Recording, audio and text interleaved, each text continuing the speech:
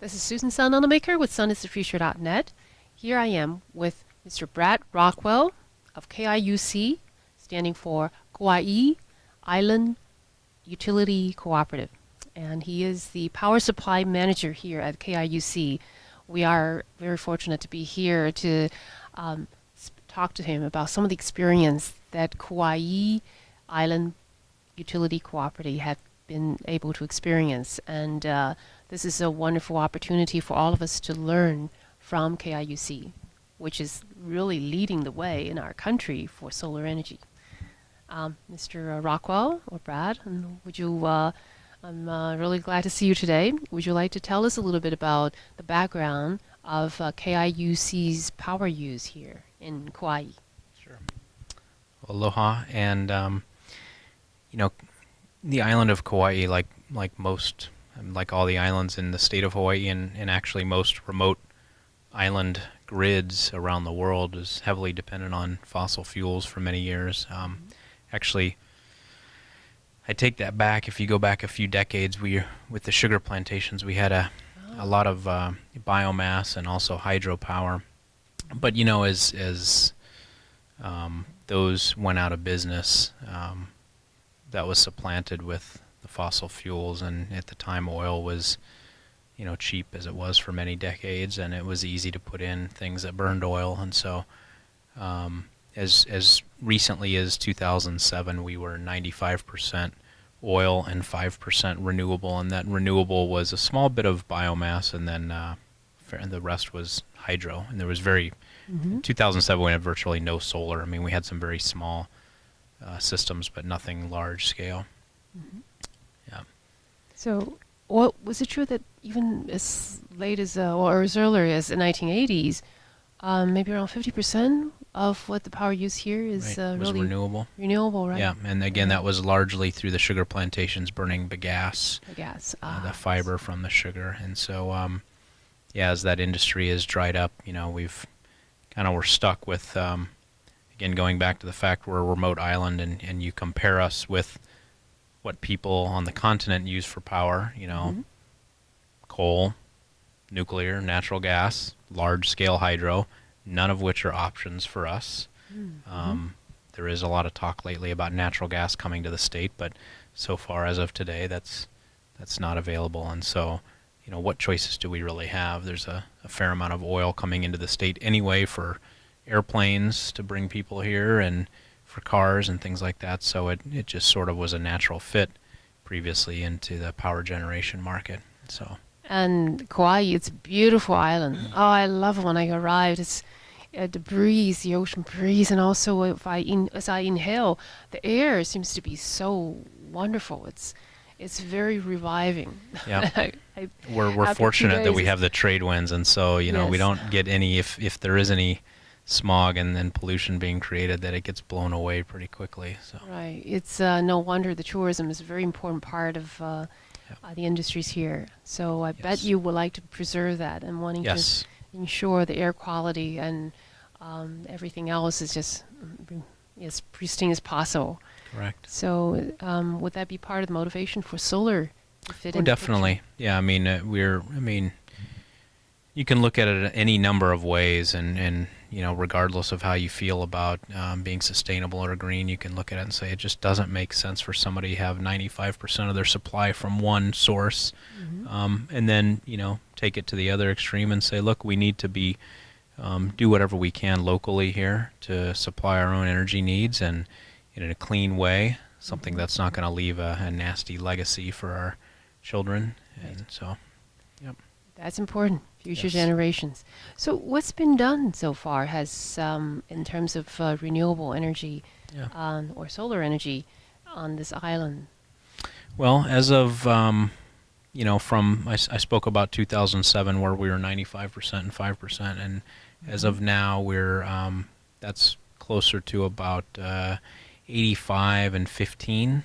So we've made some significant gains, but we're set to make some really huge gains by starting some large solar project construction later this year, and we also have a biomass plant that's under construction now. So we'll be in about 2 years. We project 60-40. So 60% still oil and 40% renewable. So that's what's been done. Specific to solar, we're now getting over 2% of our annual energy from solar, whereas I think California is maybe 0.3% or something in the, something significantly less than 1%. So it's making significant contributions to our energy mix. We also have about, on any given, day, about 20 to 25% of our demand is being met by solar. We have roughly 14.5 to 15 megawatts of solar on the grid right now, and our normal daytime demand is in the 60 megawatts. Our peak, which occurs after the sun goes down, is about 72 megawatts. I think I read somewhere, probably Pacific Business magazine of one or another, that indicates there's a forecast of around 2015. I think, is it true that Kauai is hoping to be able to use 50% of the daytime energy use coming from the solar? Right. Yeah, that we will see that when we hit, like I said, we have the two 12-megawatt solar projects under construction. Once they come online, we will have over 50% of our daytime load on any day being met by solar. Well, that is definitely leading the way in the country, probably even in the world, to be so far ahead. Well, I know Germany. There was some press, I think, last May that Germany had a day where actually 50% of their demand was being met by solar. I'm sure you know about that. And so I look at that and I go, well, that was May. That's a shoulder season. Maybe it was a weekend. I don't know. And it was probably they just got over it. But we're going to actually be doing that every day. That is amazing. Our demand is very stable here. We don't really have shoulder seasons. It's the same load curve every day because our climate is so stable. Right. So 50 is really 50 when we talk about it. That is another reason we like to learn from you guys. What are some of the, for example, some of the incentives that's motivated people to switch over, or a utility company to switch over? Because this is definitely a new. Anytime there's something new, it's expected to run into a lot of resistance. And yet, since you were able to be coming ahead so much, we'd like to know how is it that you were able to accomplish that? Right. Well, I think, there's been a huge increase, really exponential, if you look at the chart on the commercial and residential solar that's been installed in the last few years. Right now that amounts to about 50% of what's out there. So let's say 7 megawatts and change. I think as recently as 2 years ago, that was less than 1 megawatt. So it's really jumped. And, that's been driven a lot by the federal and state tax incentives that are out there. 30% federal and that I'm sure most people are familiar with. And then within Hawaii, we have a 35% state tax credit that's capped at $5,000 per system. And there's been some controversy over that lately because the state is paying out a lot of money in incentives with all the installations going in, and they sort of feel that people were defining systems liberally and counting multiple systems on their roof to take advantage of the full, as opposed to you would think one rooftop system is one system capped at 5,000, but they would maybe use a microinverter and say, well, I've got 5 inverters, so I've got 5 systems, or spread it out over several years. Or perhaps, yeah. So anyway, there's a lot of action right now at the state legislature regarding the state tax incentives for solar. As of right now, we're operating under a temporary ruling from Department of Taxation that has basically said it will only be one system up to 5 kW.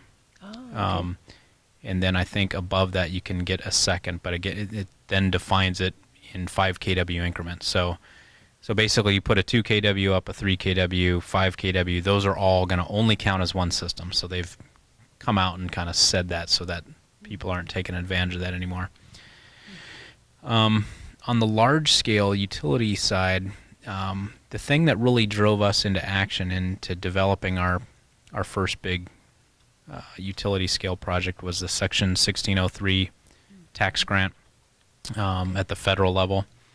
And so we actually, our Anahola project we qualified for the safe harbor provision where we had to spend 5% of the project value before the end of 2011.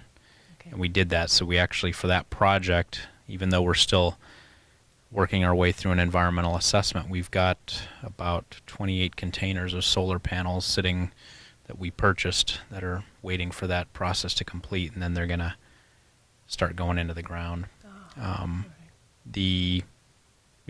That's just without going overboard, that's just some of the incentives. Okay.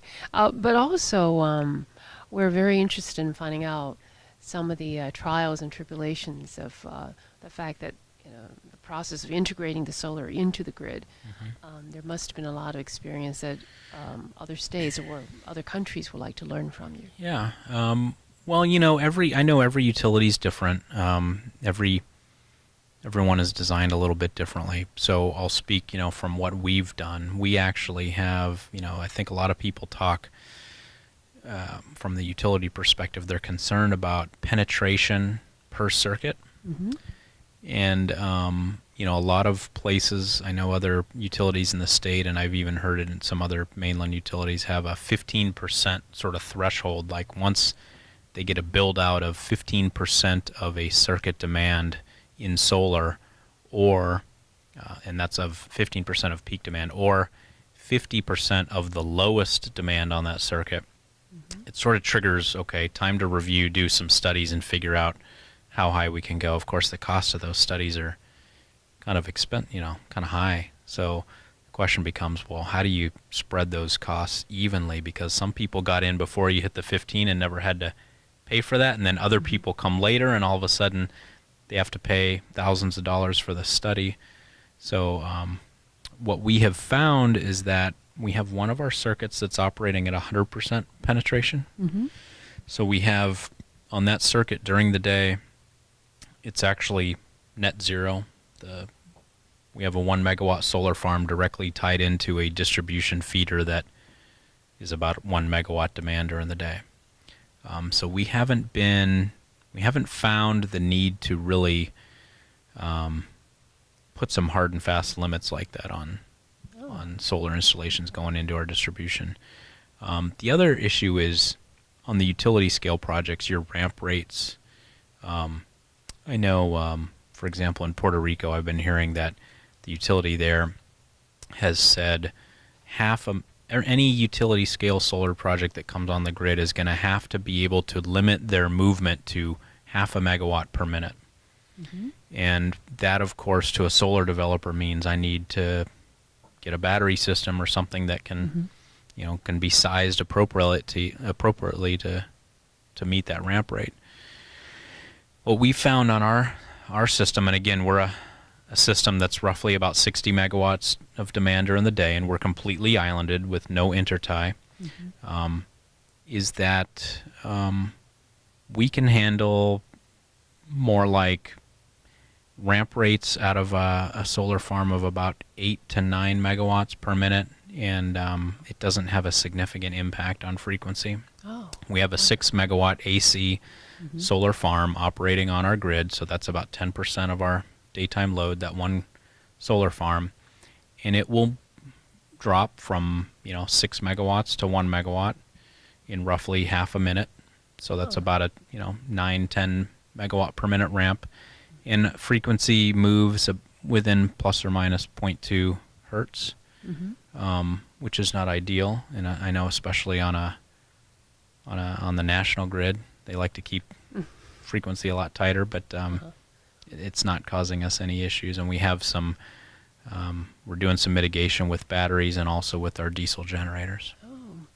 And also in the next 5 or 10 years, perhaps a lot of the storage technology would also increase in efficiency and.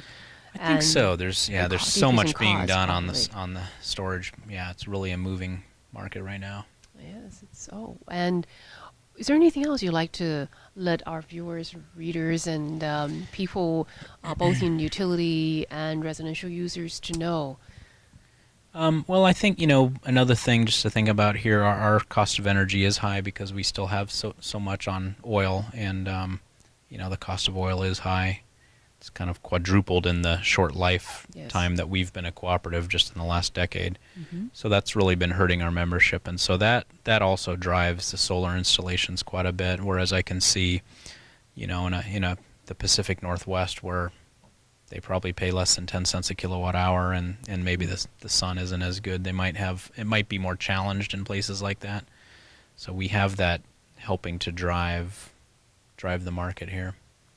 And well, sun is everywhere, and Right. There's plenty, and it's also very clean and healthy for Yes. everyone. So I can see, hopefully there'll be more and more people interested in using. Especially you guys are leading the way, and we love it. Yes, we like to let, especially the residents in Hawaii and Kaua'i, to be aware of what a wonderful utility you are, company is doing here. The cooperative, the fact that you are a cooperative probably helped a great deal, doesn't it? I think so. You know, we have our cooperative structure is good in helping renewables because inherently we are governed by our ratepayers, and you know most ratepayers I think across the country probably want to see their utility go, accept more renewables, and so we're governed by a 9-member board that's elected by the ratepayers. So that's who we answer to, and we've heard what they've said, and we're getting it done. So. And you're very responsive, and the size of the organization must be a great help. Yep, it is. I think the fact that we are small allows us to be more nimble. And you're more efficient. It's just...